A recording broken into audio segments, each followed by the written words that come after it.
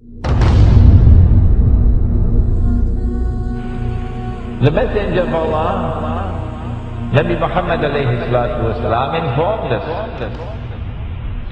of the release of Dajjal into the world during his lifetime. During his lifetime. He went on to say that when Dajjal is released into the world, he would live on earth for 40 days. One day like a year, one day like a month, one day like a week, and the rest of his days like your days. The analysis conducted in this book is such that it argues that when Dajjal was in a day which is like a year, Britain was his headquarters. And when Dajjal moved to a day which is like a month, the United States of America became his headquarters.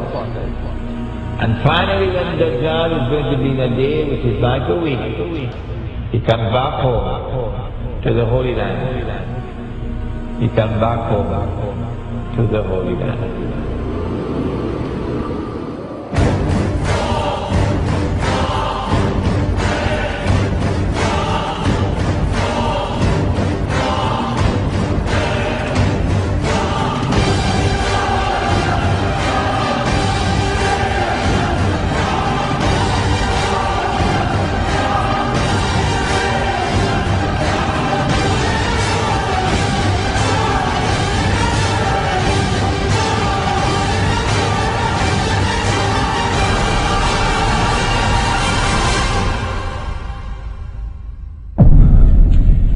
I've been saying to my audiences,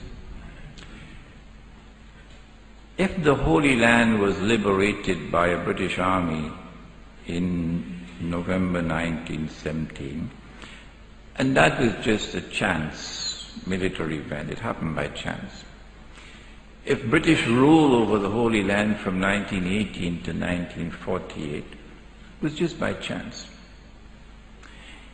If the return of the Israelite people to the Holy Land 2,000 years after they had been expelled, and 2,000 years after they had been prohibited to return and they're back, to reclaim it as their own, if this is also by chance, if the birth of a state of Israel in 1948 in the Holy Land is also by chance, and if the growth of Israel to such a state of power that Israel appears to me, and of course only God doesn't make mistakes, Bishop, appears to me to be poised to take over from the United States very soon as the ruling state in the world.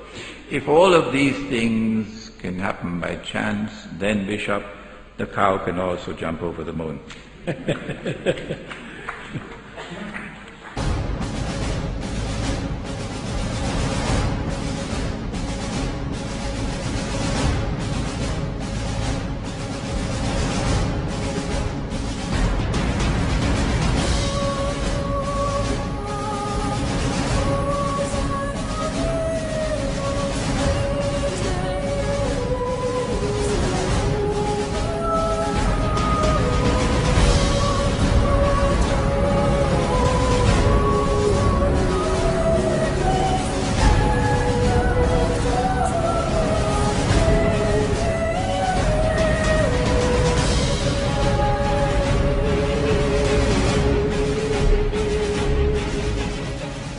Not only has there been this curious relationship between Britain and the United States, that Britain and the Holy Land and Israel, which you cannot explain with normal tools of political analysis, but also with the United States and Israel.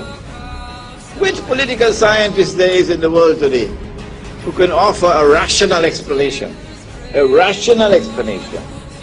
for the curious relationship that exists between the United States and Israel? And modern Western civilization has armed Israel. Transfer of technology, transfer of military technology, massive economic aid, massive financial aid, to the extent that Israel is now a superpower. And to the extent that Israel is now poised to take over from the United States as the ruling state in the world.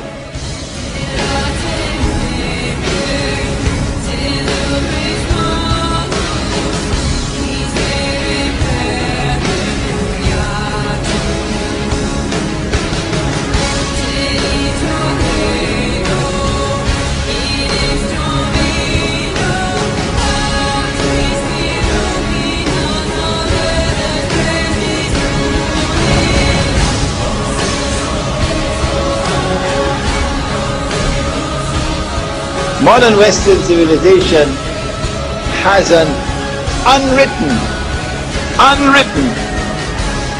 conception of the end of history, which is connected with the Holy Land.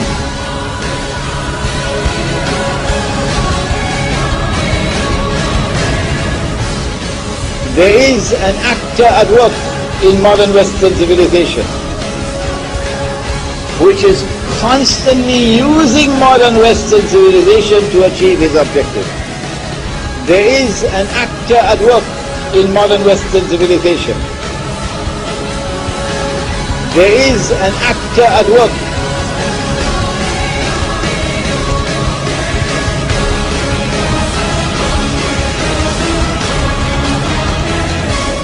I recognize that actor to be the false Messiah, Deccal.